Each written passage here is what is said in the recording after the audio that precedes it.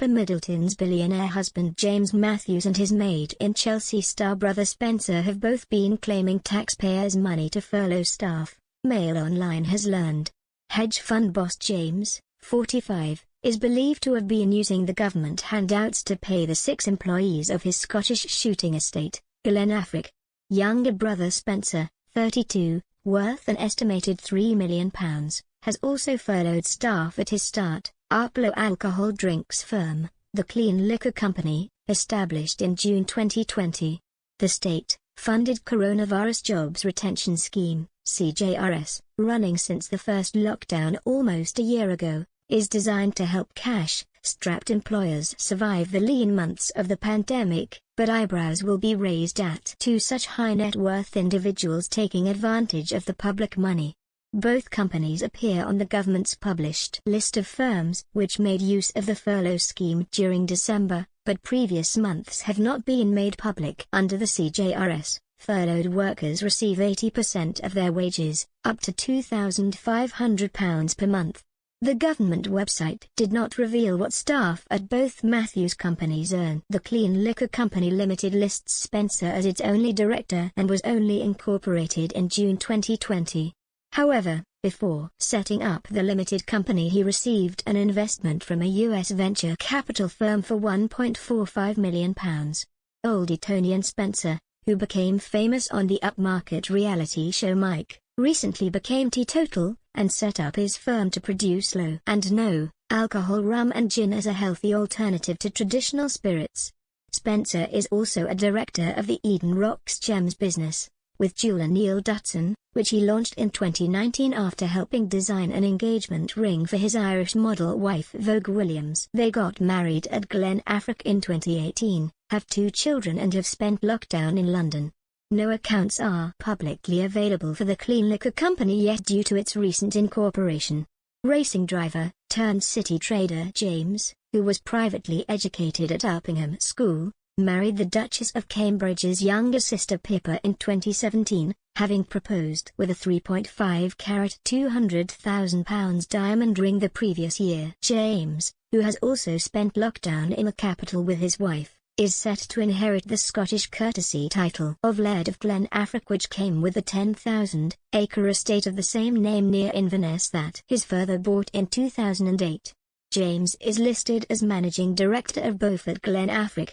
The estate's website lists 6 employees at Glen Affric, and it is believed they are the furloughed workers, as due to the lockdown, paying guests would no longer be able to hire the impressive mansion for shooting parties or other occasions.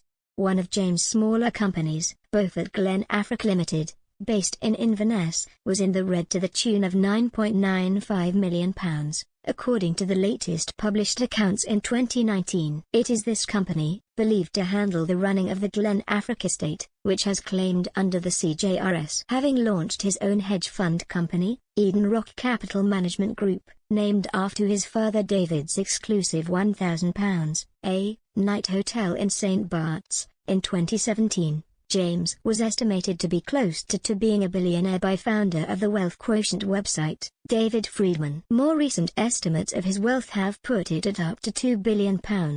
He owns a £3 million private jet and bought a 6-bedroomed, £17 million house in 2014, which boasts a car stacking garage in the basement, along with an underground home cinema and a lift. The CJRS scheme was launched on March 20, 2020, initially for 3 months, then extended several times and will now run until the end of April 2021. Initially the scheme was only for those workers who were on their company's payroll on or before the 28th of February 2020. This was later changed to the 19th of March 2020, making 200,000 additional workers eligible. On the first day of operation, 140,000 companies applied to use the scheme, and its cost has been estimated at £14 billion a month to run. Spencer dropped out of a degree in film and television at the University of Southern California and went on to dabble in nightclub promotion for London clubs such as Prince Harry's favourite, Budgies, before going to work as a foreign exchange broker. Spencer and James' brother Michael died at the age of 22 when descending Mount Everest. Both the brothers are directors of the Michael Matthews Foundation. a charity in his memory which supports education projects in Asia and Africa. A spokesperson for James Matthews and Spencer Matthews declined to comment when approached by Mail Online. John O'Connell, chief executive of the Taxpayers Alliance, warned that the public have long memories about those who failed to help the national effort during the lockdown. He said, "Lockdown has had a massive impact upon the economy and now every penny really does count. Some businesses have repaid the support offered to them by taxpayers. They should serve as an example for other firms that have come through the past year in rude health. Taxpayers have long memories of those that helped in the national effort and those that didn't."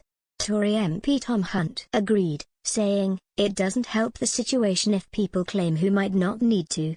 I fully support the furlough scheme, but I would hope that wealthy individuals who are claiming from the scheme do bear in mind that this is public money for those who really need it and that it's for the public good." When Victoria Beckham was revealed to have been using the furlough scheme for 30 staff at her fashion company last year, she swiftly performed a U-turn and handed back the cash. Victoria, whose combined £335 million fortune with husband David is a fraction of that of James Matthews' wealth, was said to be devastated by the public reaction to her using the scheme. Earlier this week, former rugby star Mike Tindall, 42, married to the Queen's granddaughter Zara Phillips, was criticised for using the government furlough scheme, apparently to pay himself, through his company which handles his income from public speaking.